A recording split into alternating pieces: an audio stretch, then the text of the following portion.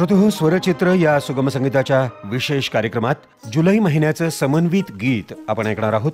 या गीताचे कवी आहेत कविवर्य नाधो महानोर.